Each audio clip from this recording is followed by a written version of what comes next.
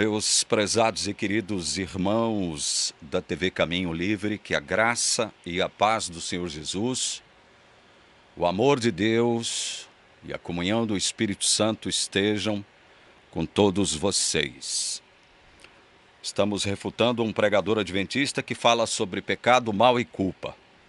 Vamos ouvir mais alguma coisa que esse pregador disse e que é muito mal aplicado por ele, porque ele se utiliza de um texto do livro de Ezequiel, um texto que tem que ser interpretado segundo o seu contexto histórico, e aí ele coloca Ezequiel contra Paulo, no livro de Romanos especificamente, porque é lá que Paulo fala sobre o assunto que ele quer tratar como sendo as deduções dele, as verdadeiras deduções bíblicas, né?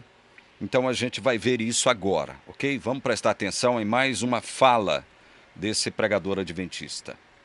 Não. Quem comete o erro é que paga o preço. Isso aqui nós já vimos 2 vezes, né? No vídeo anterior eu comentei isso aqui. Então, quando Adão pecou lá atrás, Aí ele faz uma referência a Adão, certo? ele não pode me condenar à morte eterna. Também já comentamos isso aqui, né? Mostramos por que ele está errado, né? Paulo vai de encontro a esta declaração dele, ou ele vai de encontro à declaração de Paulo em Romanos capítulo 5. Ou não a declaração de Paulo, mas as afirmações de Paulo em Romanos capítulo 5, a partir do verso 12. Ele paga o preço dele, eu pago o meu, e cada um de nós pagamos o nosso próprio preço. Então, o pregador quer pagar o preço do pecado. Ele paga o dele, Adão paga o preço do pecado dele e cada um de nós pagamos o preço pelo nosso próprio pecado. É isso que ele está dizendo. Veja só, isto é meia verdade. Não é? Isto é meia verdade. E nós daqui a pouco explicamos por que isto é meia verdade. Nós não fomos condenados à morte eterna por Adão. Outra afirmação com a qual a Bíblia não concorda. O certamente morrerás não foi dito só para Adão e Eva. Foi dito para toda a raça. E uma das maiores provas é que a terra foi amaldiçoada, toda a terra, a fauna e a flora também. Agora, Adão, de alguma forma, transmitiu o mal para todos nós. Veja, ele não diz que Adão transmitiu o pecado, que é o que Paulo afirma em Romanos capítulo 5. Ele diz sutilmente que Adão transmitiu o mal. Há doenças que são genéticas. Aí ele vai comparar este mal, que ele não chama de pecado, à doença. Câncer, diabetes, tantas outras. Pai pode transmitir para o filho. Viu? Como ele está se utilizando de uma analogia da doença para explicar que Adão não transmitiu pecado, mas transmitiu o mal. Mas, ou seja, o que é que nós transmitimos para os nossos filhos? Nós transmitimos o mal. Transmitimos o mal. Eu queria que ele definisse que mal é este que nós transmitimos para os nossos filhos. Que mal é esse? Era bom ele ser mais específico aqui. Que nós transmitiríamos o mal para os nossos filhos. Mas nós não transmitimos a culpa. Veja, nós não transmitimos a culpa. Eu vou ficar por aqui, tá? Porque tem muito mais coisa para a gente discutir, ok? Eu estou discutindo em partes, objetando em partes a fala dele, porque é necessário que a gente faça isso para a gente ser justo com esse cidadão, com esse irmão com esse pregador adventista, que eu tenho que repetir mais uma vez: não estou fazendo juízo de valor dele. Não estou fazendo juízo de valor. Eu simplesmente estou objetando a sua fala, as suas afirmações. Nós não transmitimos, veja, Adão não transmitiu pecado, transmitiu o mal, do mesmo modo, nós transmitimos o mal para os nossos filhos. É uma coisa que não dá para entender, porque, de acordo com os textos que nós vamos ler agora, essas afirmações que ele fez agora caem por terra, especialmente a de transmissão do mal e não de culpa. E aí a gente começa em Romanos, capítulo 3. Primeiro eu quero ler dos versículos 9 até o 18. É um trecho grande, mas eu peço que você tenha paciência para a gente objetar com justiça, para a gente não ser injusto com o pregador adventista. Nós temos que ir ao ponto, ir ao fundo dessa questão, pelo menos até o ponto em que a Bíblia nos permite ir, para não fazermos afirmações desconexas da forma como este pregador faz, desconexas com a Bíblia. Ele pega a Bíblia,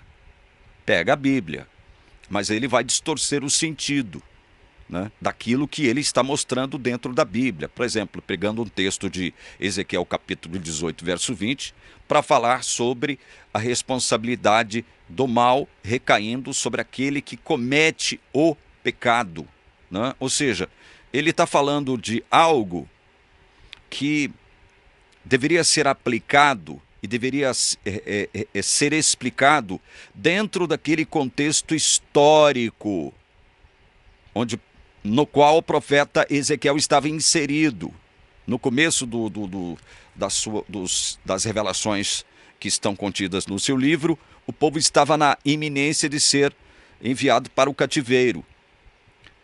Depois, Ezequiel já trabalha as revelações de Deus já no cativeiro. Então, você não pode colocar Ezequiel, o que Ezequiel afirma naquele contexto, como revelação divina, contra Paulo. Nós temos que entender que as revelações do Novo Testamento, elas são hoje autoritativas em termos dogmáticos, doutrinários, pressuposicional. As escrituras do Novo Testamento são a nossa autoridade. Mas vamos ler Romanos 3, de 9 ao 18. Que se conclui: temos nós alguma vantagem? Quando Paulo fala nós, ele está fazendo uma referência ao povo judeu. Não de forma nenhuma. Pois já temos demonstrado que todos, tanto judeus como gregos, leia-se gentios, né? Porque quando ele fala de gregos aqui, ele está falando de gentios, né, subrepticiamente. Né? Tanto judeus como gregos estão debaixo do mal. Debaixo do mal? Não. Estão debaixo do pecado. Gentios também? Gentios também estão debaixo do pecado. Quem foi que herdou esse pecado? Tanto a judeus quanto a gentios. Se não foi Adão, quem foi? Se Deus deu a lei para Israel, Deus não deu a lei para gentios. Deu a lei para Israel. Como está escrito, verso 10. Não há justo, nenhum sequer. Entenda isso, meu querido irmão, que está me assistindo agora. E Paulo não é o primeiro a afirmar que não há justo nenhum sequer. Paulo não é o primeiro a afirmar. Davi foi o primeiro. Salomão o segundo. Então vamos lá. Salmos 143, 2 diz assim: não entres em juízo com teu servo, porque à tua vista não há justo nenhum vivente. Não há justo nenhum vivente. Então, retificando aquilo que eu havia dito, acerca de Salomão. Salomão foi o segundo. Davi foi o primeiro, pelo que me consta, tá? Agora, nós vamos para o quê? Para o livro de Eclesiastes, capítulo 7, verso 20. Aí sim, agora Salomão afirmando: não há nenhum justo sobre a terra que faça o bem e que não peque. Então, o que Paulo está dizendo aqui já havia sido dito de forma categórica, direta, por Davi e por Salomão. Não há justo. Não há justo não é só porque as pessoas habitavam já num mundo mau, porque esse mundo foi amaldiçoado por Deus. Não havia justo, não é só porque as pessoas já habitavam no mundo mau depois do pecado de Adão. Não, não há justo diante de Deus. Isto quer dizer o quê? Que esta justiça, esta falta de justiça diante de Deus, tem a ver com questões morais, que foram muito bem expressadas na lei que Deus deu ao seu povo, ao povo de Israel. Paulo fala sobre isso no capítulo 5. Questões morais. Não há justo, não havia justo, não era por uma questão de natureza do mal, não é porque você estava habitando num mundo mau. Não, por trás desse não há nenhum justo diante de Deus, está uma questão moral, que é a questão do pecado. Porque o próprio Paulo afirmou aqui no verso 9, todos, tanto judeus como gregos, estão debaixo, não do mal, mas do pecado. Então, esta falta de justiça manifestada pelos homens, pela raça humana como um todo, ela tem a ver com o pecado e não com o mal, não com a questão do mal no mundo. Agora eu tenho que afirmar, todo pecado é mal, mas nem todo mal é pecado. Nós falamos sobre isso em 2 vídeos anteriores, se não me engano, ao objetar este pregador aqui. Ele se utiliza, né, de 2 exemplos. Um da natureza selvagem, né? A zebra sendo devorada pelas hienas é uma coisa má. As hienas não têm culpa do que elas estão fazendo com a pobre e indefesa zebra. Não tem culpa. Porque são seres irracionais. Seres irracionais não carregam culpa, porque são inimputáveis. Agora, o que elas estão fazendo é mal, não pecado, como o próprio pregador, se contradizendo, disse. Elas estão transgredindo a lei. Como que elas estão transgredindo a lei, se o que elas estão fazendo é mal, porém elas são inocentes? Como que elas estão transgredindo a lei, então? Por matarem? Ora, são seres irracionais. A lei moral de Deus não pode ser aplicada a seres irracionais, que são amorais. Animais irracionais não são seres morais, portanto a lei não se aplica a eles. Eles não estão debaixo da lei. Eles não estão debaixo da lei. Agora, eles estão debaixo do pecado de Adão, porque toda a terra foi amaldiçoada.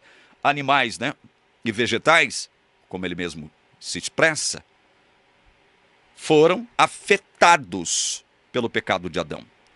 Eles não são, veja, eles não são os responsáveis diretos pelo pecado de Adão. Eles não tiveram nada a ver com isso, mas foram afetados pelo pecado de Adão, porque Deus assim o quis. Deus assim o quis. E quem sou eu para dizer que Deus é injusto por conta disso? Agora, querer tirar isso do seu devido contexto, no qual a Bíblia afirma que é verdade, né? A terra foi amaldiçoada por causa de você, disse Deus para Adão. Por sua causa, Adão, a terra foi amaldiçoada. Ora, fauna e flora não tiveram nada a ver com o pecado dele, né? Mas continuemos. Não há um justo nenhum sequer. Ou seja, não há um justo, não há quem não peque, tá? Não há quem não peque, porque justiça está atrelada a pecado, não há a simples questão do mal de forma geral ou generalizada. 11. Não há quem entenda, não há quem busque a Deus. Veja, do ponto de vista natural, não há quem compreenda os planos de Deus para a terra. Não há quem entenda do ponto de vista natural. Ninguém que vem a este mundo, né, pela vontade do pai e da mãe, ou seja, pela vontade carnal, né, pela vontade sanguínea de pai e mãe, ninguém entende naturalmente a palavra de Deus, os planos de Deus, o próprio Deus. Ninguém entende. E também não há quem busque a Deus. Paulo está exagerando aqui. Ele está falando do ponto de vista natural, carnal. Como diz o Moisés em Gênesis, capítulo 6, versículo 3, o homem agora é carnal. E enquanto carne, Paulo vai dizer o seguinte, olha, enquanto carne, o homem só possui uma tendência, que é para a morte. Enquanto carne, ele é inimigo de Deus. Por que ele é inimigo de Deus? Vai dizer Paulo em Romanos 8, de 6 a 8. Por dizer, ele não está sujeito à lei de Deus, nem mesmo pode estar. Enquanto carne, não pode estar sujeito à lei de Deus, nem mesmo pode estar.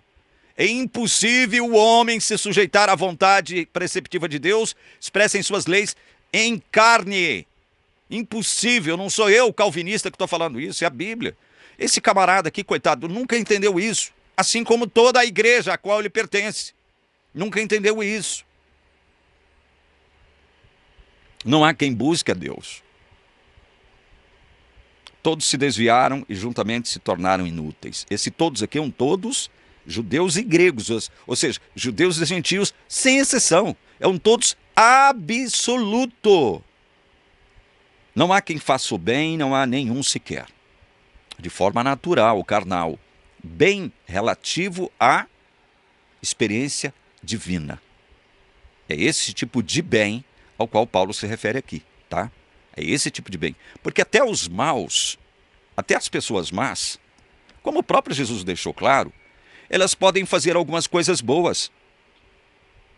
Especialmente para os seus familiares, para os seus filhos. Não é verdade? O próprio Jesus disse isso.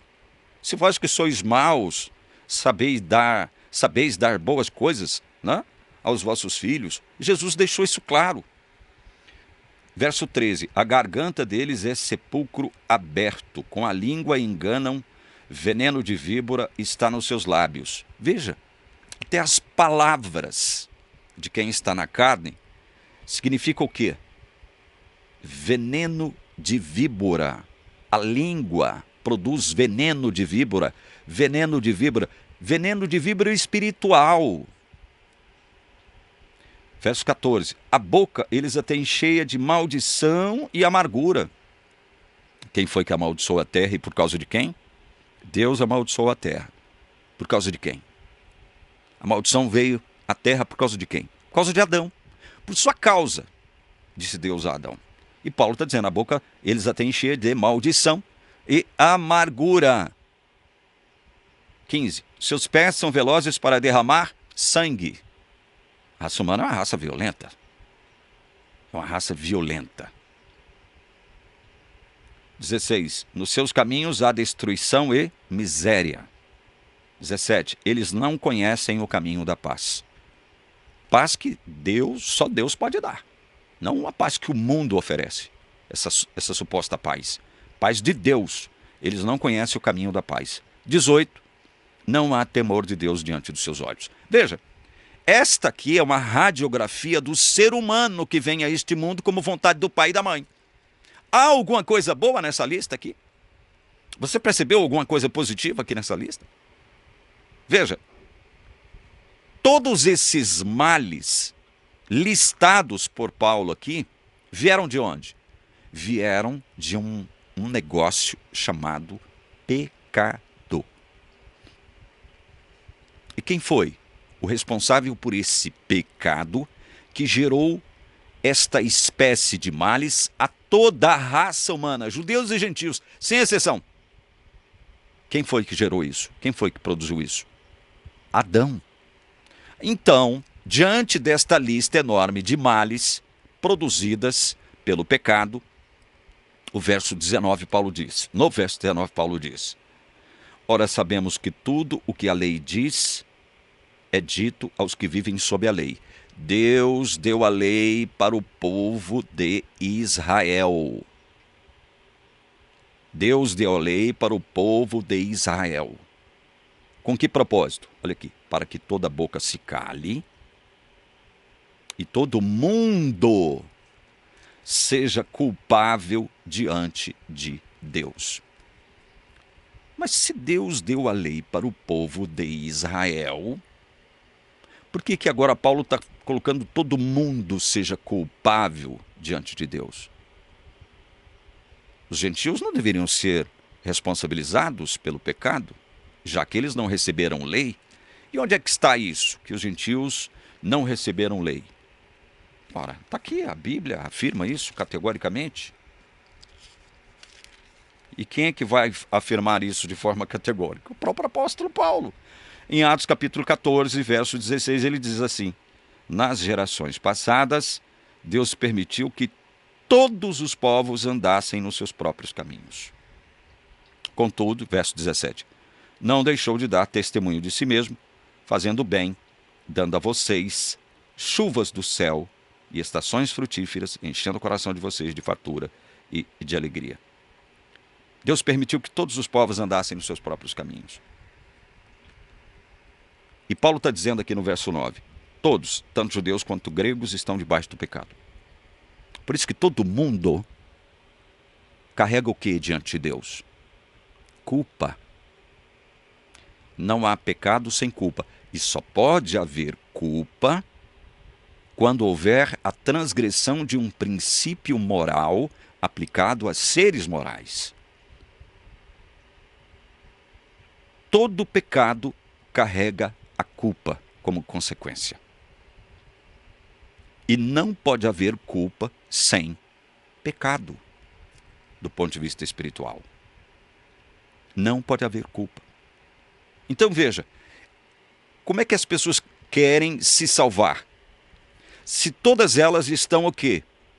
Na condição de culpadas diante de Deus. Como é que eu, um ser culpado que sou, posso querer agora, através da minha prática falível, ridícula de obediência à lei, querer que Deus me justifique, se eu sou injusto por natureza?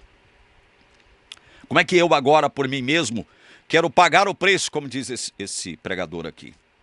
Pagar o preço significa o seguinte, olha, eu tenho que pagar meu preço, você tem que pagar o seu, todos nós pagamos o nosso individualmente. Ou seja, e a salvação pela graça, onde é que fica? Sobre a qual Paulo fala aqui no próprio capítulo 3 de Romanos. Olha, o que ele diz aqui? A partir do verso 21. Mas agora, sem lei, a justiça de Deus se manifestou, sendo testemunhada pela lei e pelos profetas. Quer dizer que a justiça de Deus se manifestou sem lei. Era dessa forma que ela tinha que se manifestar, sem lei. Porque se a justiça de Deus se manifesta por meio da lei, quantos de nós nos salvaríamos? Quantos? É uma pergunta que eu faço para você, responda. Ninguém seria salvo. 22. É a justiça de Deus mediante o quê? A guarda da lei. A guarda da letra da lei, mediante a guarda do sábado ou de qualquer outra lei? Não. É a justiça de Deus mediante a fé em uma pessoa, em Jesus Cristo, para todos e sobre todos os que creem. Creem. Então, a justiça se aplica a mim e a você, a justiça de Jesus Cristo, quando eu creio nele. Eu não sou declarado justo por cumprir a lei, porque eu, para cumprir a lei, eu teria que observar toda a lei e não transgredir em nada, em nenhum ponto, nenhuma vírgula sequer. Já que são vocês adventistas que dizem que nenhum i ou tio caiu da lei. Então, cumpram também os tis e os pontos e os is da lei. Cumpram até os pontos, os tis e os is da lei. Eu quero ver se você dá conta. Então é por isso que Paulo vai dizer aqui, olha, porque não há distinção. Não há distinção entre quem? Entre judeus e gentios, não há mais essa distinção. Todos estão debaixo do pecado diante de Deus. E nessa condição, debaixo do pecado, todos são o quê? Culpados diante de Deus. Culpados. Não há inocentes nesse planeta. Não havia, né, inocentes. Hoje há inocentes por causa do nome de Deus. Porque Deus decidiu salvar por causa do seu glorioso nome. Ele decidiu salvar por causa do seu glorioso nome. Ele não decidiu salvar um povo, uma gente, uma igreja, por conta da suposta justiça desse povo, dessa sua gente, dessa sua igreja. Por isso Paulo vai dizer em Romanos 3, 23, todos pecaram. Quando ele fala todos, ele está fazendo referência a quem? Judeus e gentios. Todos, sem exceção, pecaram e carecem da glória de Deus. Todos pecaram. Todos pecaram. Então, se todos pecaram, quantos deveriam morrer? Já que o salário do pecado é a morte. Se todos pecaram, quantos deveriam morrer? Todos deveriam morrer. Como é que eu mesmo pago o meu preço diante de Deus? O preço do meu pecado? Morrendo. Deixando de existir. Mas o pregador, aí ele vai fazer uma distinção entre sono da morte, que é essa morte que pode nos acometer daqui a pouquinho, e a morte eterna. Então, quando ele diz isso, fazendo essa distinção entre morte, sono da morte, como consequência do mal e não do pecado, ele está deixando claro o seguinte: olha, todas as pessoas que morreram deverão ser salvas, porque já pagaram o preço dos seus respectivos pecados. Então, em relação aos mortos, haverá o quê? Salvação universal. Salvação universal em relação aos mortos. E se eu quiser ser salvo, eu tenho que morrer primeiro. Você também. Porque é desse jeito que eu e você pagamos o preço do nosso pecado. É dessa forma que eu e você, sem Jesus Cristo nessa história, resolvemos a nossa situação com Deus. Morrendo. Todos pecaram e carecem da glória de Deus. Verso 24. Sendo justificados pela guarda da lei, pela guarda do sábado, inclusive, não, sendo justificados gratuitamente. Então, não há preço a ser pago pela justiça, com a qual nós somos declarados justos. Justiça de Jesus Cristo, com a qual Deus nos declara, nos imputa justiça. Justos, sendo justificados gratuitamente. Não há preço a ser pago por aqueles que querem ser verdadeiramente salvos. Não do mal, mas do pecado e das suas consequências, que são más. Sendo justificados gratuitamente por sua graça, mediante a redenção que há em Cristo Jesus. Então quer dizer que nós não transmitimos o pecado? Quer dizer então que a transmissão do pecado, ela não ocorreu. Veja, a imputação de pecado. Porque quando você fala de transferência, de pecados, é um negócio que você não tem como explicar. Ainda que você queira fazer distinção entre pecado e mal e dizer o seguinte: não, nós transmitimos o mal, não há culpa para os nossos filhos. São distinções e são separações, são divisões que a Bíblia não permite nós fazermos. O pecado de Adão foi imputado a toda a raça humana. Por isso é que Paulo deixa claro aqui, falando de toda a raça humana, judeus e gentios, culpados diante de Deus, porque estão debaixo do pecado. A criancinha que morre em tenra idade, sem saber o que é certo e errado, morre do ponto de vista antropológico e social, na condição de inocente. Por que ela morre? Por que ela morre? Aí ele vai dizer o seguinte: não, é porque os pais dessa criancinha transmitiram algum tipo de mal a ela e por isso ela morre, não pecado.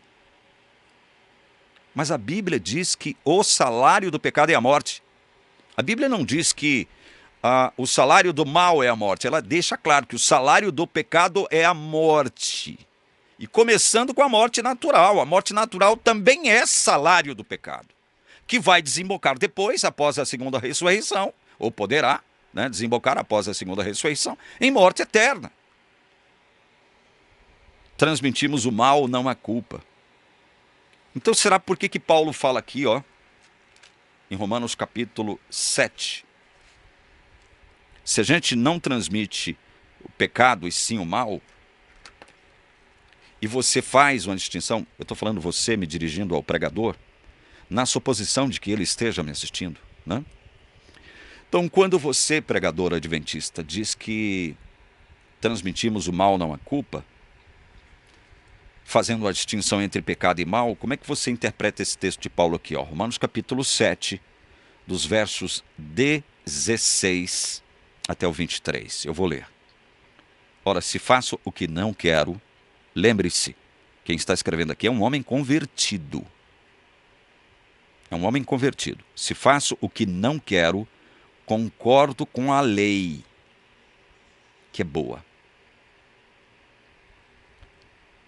Esse texto é difícil, não é um texto fácil de ser explicado. Mas por que quando ele fazia o que ele não queria, enquanto homem de Deus, o que um homem de Deus não quer fazer? Pecar, errar, transgredir a lei, ser desobediente a Deus, rebelar-se contra Deus. O homem de Deus não quer isso. Mas por que ele está dizendo que concorda com a lei que é boa? Porque é só através da lei que a sua desobediência, o seu pecado, a sua rebeldia, ela é o quê? Ela é revelada. Ela é revelada. E aí ele continua. Neste caso, quem faz isso, faz o quê? Pecado, desobediência, rebeldia? Neste caso, quem faz isso já não sou eu. Como é que é? Quer dizer que quando Paulo pecava, não era ele que pecava, mas o pecado que habita em mim. Onde é que o pecado habita? Habita aqui, ó, em nós. Ainda que sejamos crentes, este corpo está condenado a ser morto, porque este corpo é carnal, corruptível. É um corpo mortal. Ele ainda não foi redimido. O corpo, a nossa mente, o nosso coração, já foi redimida. Nosso coração já foi redimido, mas o nosso corpo ainda não. Paulo vai dizer isso em Romanos 8, 23. Então Paulo está dizendo que quando ele pecava, quando ele desobedecia a Deus, quando ele se rebelava contra Deus, não era ele, o homem de Deus, que fazia, mas o pecado que habitava onde? Nele. Como é que o pecado habitava nele? 18. Porque eu sei que em mim, isto é, na minha carne, não habita bem nenhum. Por que não habita bem nenhum na sua carne? Na sua sarx. É a palavra grega para carne aqui. Por que não habita bem nenhum? Pois o querer o bem está onde? Aqui, ó. O querer o bem está em mim, mas não o realizá-lo. Não o realizá-lo. Veja que a carne, ele tá fazendo um contraste entre coração, mente e carne. Mente e carne. Não está sob o poder da carne fazer o bem. Porque na carne não há bem nenhum. É simples assim. Aí no verso 19 ele diz, olha, porque não faço o bem que eu quero, mas o mal que não quero, esse faço. Agora, veja só como é interessante isso aqui. Veja como é interessante. Isso aqui vai desmontando as afirmações desse pregador, que faz distinção entre pecado e mal. Mas Paulo está colocando os dois aqui como sendo a mesma coisa. Pecado e mal. O mal como consequência do pecado primeiro. Não poderia haver mal em nós se antes não houvesse o quê? Pecado. Não poderia haver mal se não houvesse pecado em nós. Porque não faço o bem que eu quero, mas o mal que não quero, esse faço. Verso 20. Mas, de novo, ó, se eu faço o que não quero, enquanto homem de Deus, né? Se eu faço o que não quero, já não sou eu quem o faz, e sim o pecado que habita em mim. Será que você não parou para considerar isso? É um homem de Deus convertido falando isso aqui. Quando eu faço o que eu não quero, enquanto homem de Deus que eu sou, eu estou parafraseando Paulo. Já não sou eu quem está fazendo isso. Mas o pecado que habita onde? Na minha carne. No meu corpo, soma, nos meus melins, nos meus membros. É o pecado que habita aqui, ó. Verso 21. Isso aqui é uma desculpa para continuar pecando? Claro que não. Paulo não seria contraditório e incoerente consigo mesmo. Assim encontra esta lei, verso 21. Quando quero fazer o bem, o mal reside em mim. E que mal é esse que reside nele? Esse mal não é pecado? Claro que é. Ele já afirmou 2 vezes aqui, ó, no verso 17 e no verso 20. Se eu faço o que não quero, já não sou eu quem o faz, e sim o pecado. Então Paulo está colocando aqui, está definindo o pecado como mal. Por isso ele diz no verso 21, assim encontro esta lei, quando quero fazer o bem, o mal reside onde? Em mim. Se o mal reside nele, é porque o pecado reside nele, o pecado está nele. Está em sua carne. Verso 22, porque segundo o homem interior, tem o prazer, aonde? Na lei de Deus. Por que ele tem prazer na lei de Deus, se ele diz que através da lei ninguém será salvo?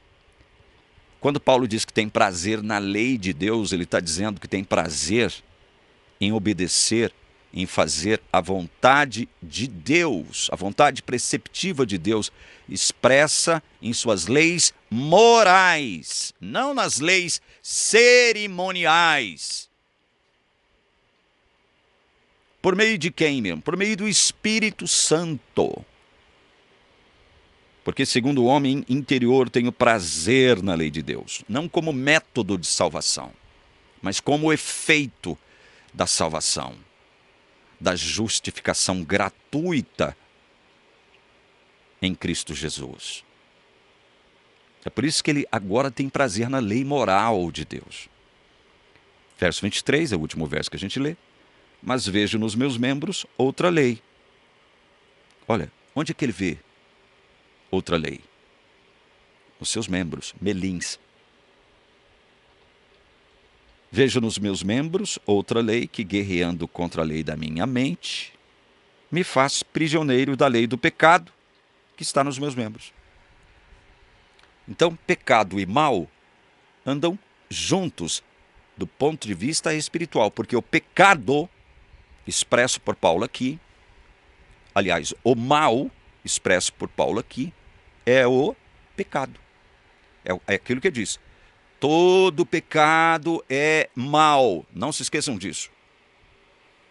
Está aqui. Todo pecado é mal. Todo pecado é mal.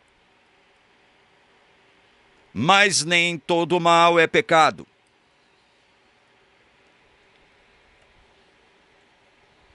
Aí no verso 24, ele diz, miserável homem que sou, quem me livrará do corpo desta morte? No verso 25, já que a gente está aqui, né? Por que não podemos ler até o final do capítulo 7? Antes ele pergunta, quem me livrará do corpo desta morte? Porque ele faz uma distinção aqui entre mente e corpo. Na mente ele já é o homem interior que tem prazer na lei de Deus. Mas no corpo, nos seus membros, na sua carne, soma sacos melins, ele é o quê? Graças a Deus por Jesus Cristo, nosso Senhor. De maneira que eu, de mim mesmo, com a mente, sou escravo da lei de Deus. Mas segundo a carne, sou escravo da lei do pecado. É o mal, segundo a carne. Então, como é que esse pregador pode dizer que não há pecado no ser humano que nasce, que vem a este mundo? Eu nasci na iniquidade, em pecado me concebeu minha mãe. Ele cita esse texto, de Salmos 51:5, e distorce o seu sentido. Nós vamos ficando por aqui. No próximo vídeo nós vamos refutar mais algumas coisas ditas por esse homem. Não se esquecendo que Todos pecaram, vai dizer Paulo em Romanos capítulo 5, a partir do verso 12. Por causa de um só pecado, uma só ofensa. E foi nessa ofensa que todos nós pecamos. Deus imputou o pecado de Adão a nós, toda a raça humana. Por isso nós nascemos culpados diante de Deus. Mas da mesma forma que ele imputou pecado sobre toda a raça humana, sobre aqueles que ele irá salvar, ele imputará a justiça de Deus. Viu como isso é glorioso? Viu como é glorioso? É por isso que Deus é justo e justificador daqueles que creem em Jesus Cristo. Aqueles que creem em Jesus Cristo serão salvos não porque conseguiram pagar o preço dos seus pecados por si mesmos. Não. Aqueles que creem em Jesus Cristo serão salvos porque creem em Jesus Cristo e isso lhes foi imputado como o quê? Justiça de Deus. Eles não fizeram nada para merecer. Por isso que a justificação é gratuita. Não há como você pagá-la ou pagar por ela. Não há como. Pense nisso, meu irmão. Que Deus te abençoe. Em nome de Jesus. Amém.